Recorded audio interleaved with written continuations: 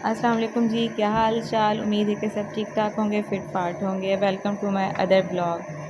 जी हाँ, तो मैं यहाँ पे अंडा फ्राई कर रही हूँ। कुछ मैं बताना चाह रही थी आप लोगों को कि आप जब भी अंडा फ्राई करें ना, उससे पहले आप इसको एक प्लेट में निकाल लें, ठीक है। उसके बाद आप इसे चेक करें अच्छी तरह से। मैंने ना एग फ्राई किया तो इतनी स्मेल आ रही थी, मतलब मैंने डायरेक्ट उसे ना तवे पे डाल दिया, तो ना वो उसमें से ना बुलबुले से थोड़े से उठने लगे। वो अंडा ख़राब था असल में। और फिर मैंने जब चेक किया ना, प्लेट में से अजीब सी स्मेल आ रही थी।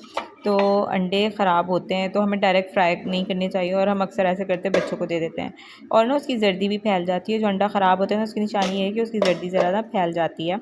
तो आप ऐसे अंडे बिल्कुल ना यूज़ करें, वो मे भी कोई प्रॉब्लम कर दें, स्टमक प्रॉब्लम कर दें पेट में जाके, तो इस वजह से। और जब उसे फ्राई करते हैं ना, तो उसमें से बुलबुले से उठने लगते हैं। तो अच्छा, ये रात का टाइम था, मेरा खाना खाने का मूड नहीं था। अक्सर ऐसा होता है रात के टाइम मेरा ना सालन वगैरह इस टाइप की चीज़ें खाने का दिल नहीं कर रहा था, तो फिर मैंने फिर ये ब्रेड अंडा कर लिया था फ्राई। अच्छा, और एक और बात कि आजकल हम लोग जैसे पाकिस्तानियों ने कोका कोला का बाइकआउट किया हुआ है, KFC मैकडोनल्ड्स वगैरह का। तो आप अगर कोक नहीं पी रहे ना, तो आप उसकी जगह ये उसका अल्टरनेटिव है, ये क्या नाम था इसका, कूल नेक्स्ट कुछ इस टाइप का है। तो इतना कोई डिफरेंस नहीं है, इसका सेम ही टेस्ट है। आप लोग ना ये चीज़ें यूज़ कर लिया करें। तो ज़रूरी नहीं है कि आपने कोक ही पीनी है, ठीक है। क्योंकि हमें पता है कि क्या हो रहा है फ़लस्तीन में, क्या हो रहा है, क्या मुसलमानों के साथ हो रहा है, इंसानियत के साथ हो रहा है। मैं तो ये कहूँगी, मैं मुसलमान भी नहीं कहूँगी, मैं सिर्फ ये कहूँगी कि इंसानियत के साथ हो रहा है। बहुत बुरा सलूक हो रहा है। अल्लाह ताला उनकी मदद फरमाए और उन पे रहम करे यार। इतने छोटे छोटे बच्चे जिन पे जुल्म हो रहा है। सिर्फ हम इंसानियत को देखना चाहिए। पता नहीं क्यों ये लोग इतने जालिम दजाल बन चुके हैं कि इंसानियत का एहसास ही नहीं है। और कौन काफिर ये कहता है कि यार नहीं, हाँ उनको मरना चाहिए, ऐसे करना। यार कौन ऐसे कह सकता है? अपने बच्चों के ऊपर रख के सोचो, वो इंसान है, इंसान है वो। सिर्फ आप ये सोचो कि वो इंसान है यार। इतनी तकलीफ़ और इतनी बमबारी। अल्लाह ताला सबके लिए मुश्किलें, सबकी मुश्किलें आसान फरमाए, चाहे वो हिंदू हो मुसलमान हो, किसी के ऊपर ऐसा वक्त ना आए। अल्लाह ताला उन्हें सब्र अता फरमाए और अक्ल अता फरमाए। जो लोग ये कर रहे हैं उनके ऊपर अपना अज़ाब नाज़िल फ़रमाए या उनको अक्ल दे। आमीन सुम आमीन। तो अच्छा, रात का टाइम था, रात में ना अक्सर भूख लग जाती है, तो फिर मैं इस टाइप की चीज़ें मंगवा के रख लेती होती हूँ। तो ये चीज़ें ना काम आ जाती हैं। फिर रात में अगर एकदम से आपको भूख लगे या क्रेविंग हो रही हो ना, तो घर में ऐसी चीज़ें मौजूद हो तो फिर खाया जाता है। क्योंकि सालन रोटी इस टाइप की चीज़ें ना डेली रूटीन में नहीं खाई जाती। या दाल सब्ज़ी भी हो जाती है, चिकन भी हो जाता है। जब सब कुछ हो जाता है उसके बाद ना कोई मूड नहीं होता है ऐसा कुछ सेम चीज़ जो है वो बार बार खाने का। तो बस ये नखरे ही होते हैं हमारे। अदरवाइज़ लक्कड़ हज़म और पत्थर हज़म वो सीन भी हो जाना चाहिए, हो भी जाता है। अच्छा जी, तो फिर उसके बाद ना दोपहर के टाइम कपड़े वगैरह जब धुल गए थे, मैंने ये कपड़े उतार लिए थे। क्योंकि ना कपड़े जो है ना आजकल ऐसे हैं कि जब वो ड्राई होते होते टाइम लगता है। अब बस सब सर्दियाँ आ जानी है ना, तो फिर सर्दियों में तो भाई ऐसा होना है कि कपड़े ड्राई होने का नाम नहीं लेते। हालांकि वो ड्राई किए हुए होते हैं ड्रायर में, लेकिन वो फिर जब तक अच्छी तरह से ड्राई ना किए हुए हों तो कपड़े नहीं ड्राई हो रहे होते, बहुत टाइम लेते हैं। अच्छा, उसके बाद हमारी आफ्टरनून स्टार्ट हो चुकी है। Good afternoon here. तो उसके बाद मैंने इस पे ना प्याज कट किए। इतनी आराम आराम से कर रही थी ना मैं इसमें प्याज कट। पता है वो मुझे कह रहा था नाइफ़ भी ले लो, मैंने कहा नहीं जी मेरे पास तो नाइफ़ पड़ी हुई है, चाकू पड़ा हुआ है। तो फिर जब मैं कट कर रही थी तो ये नाइफ़ जो है इतना कोई ख़ास काम नहीं कर रही इस पर।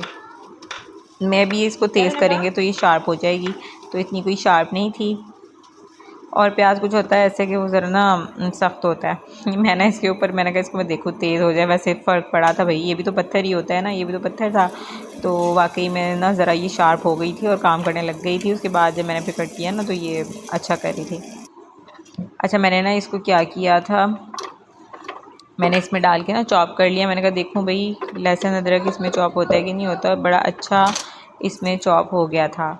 तो मतलब कि ये बड़े काम की चीज़ है। अगर आप उसको कूटना नहीं चाह रहे ना कुंडी डंडे में करके, तो ये इसमें बड़े जल्दी से हो गया था। बस थोड़ी सी प्रैक्टिस होनी चाहिए। मेरी कोई इतनी प्रैक्टिस नहीं थी। मैंने इसको ना जब पीछे की तरफ घुमाना था ना तो ये जल्दी हो जाना था। मैं इसी में से करके ना इसको बार बार छुरी से करके कर रही थी। मुझे नहीं पता था अगर मैं इसको बैक साइड पे घुमाऊंगी तो फिर ये ना इसका कटर जो है वो मज़ीद उस तरफ ले जाके इसको कट कर देगा। तो अच्छा, इसके ना ब्लेड्स बड़े तेज़ होते हैं। ब्लेड्स जो है ना इसके बहुत तेज़ हैं। हालांकि ये ना कॉस्टली नहीं है, बिल्कुल बहुत चीप प्राइस है इसकी, और लेकिन ये काम की चीज़ है। इसमें प्याज को डाल के बड़े आराम से इसको कट कर लें। प्याज को मैंने वैसे ही चॉपर में दिल कर रहा था, मैंने उस पर ना बोर्ड पे रख के कट कर लिया। बाकी वरना ना ये बहुत काम की चीज़ है, टाइम बचता है, ऊपर से ये बड़ा ख्वारी लग रहा होता है ना, ये कट करना तो हो जाता है। इसमें टमाटर तो बड़े मज़े से कट हो गए थे। एक तो मैंने नाइफ़ को थोड़ा सा शार्प किया हुआ था, और टमाटर जो है ना वो हो जाते हैं, प्याज सख्त होते हैं, इस वजह से वो टाइम टेकिंग होते हैं। आज मैंने बनाना था दाल चावल। एक बेटी मेरी कह रही थी मुझे दाल खानी है, एक बेटी मेरी कह रही थी कि मुझे चावल खाने। वो तो नाश्ते में चावल मांगने लग गई थी भाई। ये उस वक्त छोटी वाली का ये होता है, नाश्ते में मुझे कहने लग जाती मम्मा मुझे चावल दें। मैंने कहा अच्छा मैं ना दाल चावल बना देती हूँ, तो दोनों की विश पूरी हो जाएगी। तो फिर मैंने बना लिए थे दाल चावल। तो अब ये तड़का बनाना था, तड़के के लिए मैं बना रही थी दाल। दाल मैंने बनाई थी मूंग मसूर की, और चावल मैंने बना लिए थे ज़ीरे वाले। तो दाल में भी ज़रा आप टमाटर 4-5 डालें तो फिर ही टेस्ट आते हैं। अगर सिर्फ 1-2 टमाटर डालें ना तड़के में, तो फिर उसका भी टेस्ट नहीं आता कोई इतना। अच्छा, तो ये दाल मैंने वहाँ रख दी थी, और यहाँ पे ना मैंने ये अपना न्यू वाला पैन लगाया है जो डाई कास्ट का था ना, मैंने आपको बताया था डाई कास्ट का पैन है। ये वाकई बहुत अच्छा पैन है। तो एक तो नॉन स्टिक होते हैं ना, नीचे से जो जल जाता है, इसमें वो चीज़ भी नहीं है, और ये नॉन स्टिक से अच्छी चीज़ है। नॉन स्टिक ख़राब भी हो जाता है अंदर से, जो है ना उसका कलर ख़राब भी हो जाता है, लेकिन इसका कलर ख़राब नहीं होगा। हमें तो यही बताया है। डाई कास्ट वाकई नॉन स्टिक से अच्छी चीज़ है, और ये बाद में आई है ना, जब हमारी शादियों के बाद आई है। जब हमारी शादी हुई थी तब ये नॉन स्टिक का था, तो यही लेके दिया था फिर हमें। तो अब डाई कास्ट आया हुआ है, तो डाई कास्ट उससे ज़रा महंगा है और अच्छा भी है। वेट बहुत था इसका। अच्छा, दाल में जैसा कि दाल वहाँ पे हमने उसे पानी डाल के, दाल डाल के और मसाले डाल के रख दिया था, और यहाँ पे हमने प्याज डाल के और उसके बाद हमने टमाटर डाल दिए तड़के में। तो फिर मैंने ना मसाले वैसे मैं इसमें भी डालती हूँ, जब तड़का लगा रही होती हूँ ना इसमें भी मैं नमक मिर्च डालती हूँ, लेकिन ना मैंने दाल में डाल लिए थे, मुझे लग रहा था ज़रूरत नहीं पड़ेगी, और वाकई में ज़रूरत नहीं पड़ी थी। तो मैंने ऐसे ही बस तड़का बना के उसमें डाल दिया था। अच्छा जी, तो हमारे चावल हो चुके रेडी। गरम गरम धुआं कैसे इसने छोड़ा है। और यहाँ पे हमारी दाल भी हो चुकी रेडी। ये मैंने फिर अदनान के लिए निकाल दिए थे, हस्बैंड के लिए निकाल दिए थे चावल, और ना उनको भूख लगी हुई थी। मैंने कहा पहले मैं आपको दे देती हूँ, फिर मैं बाद में अपने लिए डालती हूँ। तो मैंने दाल बाउल में डाल ली थी अलग से, और साथ में अचार और प्याज कट कर लिए थे। तो फिर जब तक प्याज और अचार ना होना साथ में, तो ये दाल वाला जो खाना है ना, दाल चावल वाला, कंप्लीट नहीं होता। अच्छा, मैं आपको दिखा रही हूँ चावल, देखें कितने बड़े और फूले हुए बने हैं ना। कुछ चावल भी ऐसा होता है, और कुछ जब आपको पकाना आ जाता है या फिर चावल का पता चल जाता है कि नस्ल कैसी है।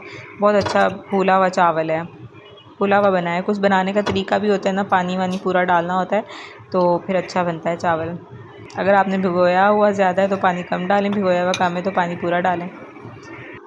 अच्छा जी, तो ये हमारा प्लेटर प्लेटर कंप्लीट हो चुका है, डिश आउट हो चुका है। तो ये अब जाएगा बाहर टेबल पे, और इसके साथ ही बच्चों का प्लेटर भी रेडी हो चुका है। ये इसमें 2 प्यालियाँ 2 बॉक्सेस बने हुए हैं। मैंने एक में हरम का डाल दिया, एक में मीरब का डाल दिया। इन्होंने मीरब कह रही हूँ, एक में उसका का डाल दिया। इन्होंने खाया भी यही था, और वो मेरी प्लेट थी। अच्छा जी, तो अब हम लगे हैं स्टडी करने, हमारा हो चुका है स्टडी टाइम। आप अपना ख्याल रखिएगा, दुआ में याद रखिएगा, चैनल को सब्सक्राइब ज़रूर कर दीजिएगा। अल्लाह हाफिज़, बाय बाय, टेक केयर।